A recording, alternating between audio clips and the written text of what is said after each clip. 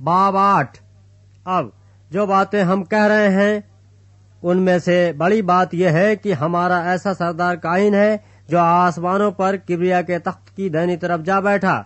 اور مقدس اور اس حقیقی خیمہ کا خادم ہے جسے خداوند نے کھڑا کیا ہے، نہ کہ انسان نے۔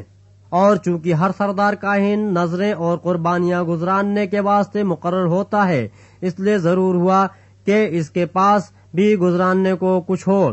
اور اگر وہ زمین پر ہوتا تو ہرگز کاہن نہ ہوتا، اس لیے کہ شریعت کے موافق نظر گزراننے والے موجود ہیں جو آسمانی چیزوں کی نقل اور عکس کی خدمت کرتے ہیں۔ چنانچہ جب موسیٰ خیمہ بنانے کو تھا تو اسے یہ ہدایت ہوئی کہ دیکھ، جو نمونہ تجھے پہاڑ پر دکھایا گیا تھا اسی کے مطابق سب چیزیں بنانا، مگر اب اس نے اس قدر بہتر خدمت پائی جس قدر اس بہتر عہد کا درمیانی ٹھہرا جو بہتر وعدوں کی بنیاد پر قائم کیا گیا ہے،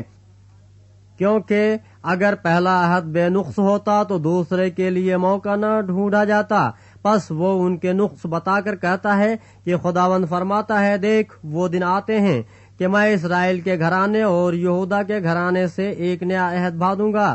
یہ اس عہد کے مانند نہ ہوگا جو میں نے ان کے باپ دادا سے اس دن باندھا تھا جب ملک مصر سے نکال لانے کے لیے ان کا ہاتھ پکڑا تھا، اس واسطے کہ وہ میرے عہد پر قائم نہیں رہے، اور خداوند فرماتا ہے کہ میں نے ان کی طرف کچھ توجہ نہ کی۔ پھر خداوند فرماتا ہے کہ جو عہد اسرائیل کے گھرانے سے ان دنوں کے بعد باندھوں گا وہ یہ ہے کہ میں اپنے قانون ان کے ذہن میں ڈالوں گا اور ان کے دلوں پر لکھوں گا، اور میں ان کا خدا ہوں گا اور وہ میری امت ہوں گے۔ اور ہر شخص اپنے ہم وطن اور اپنے بھائی کو یہ تعلیم نہ دے گا کہ تو خداوند کو پہچان، کیونکہ چھوٹے سے بڑے تک سب مجھے جان لیں گے، اس لیے کہ میں ان کی ناراضیوں پر رحم کروں گا اور ان کے گناہوں کو پھر کبھی یاد نہ کروں گا۔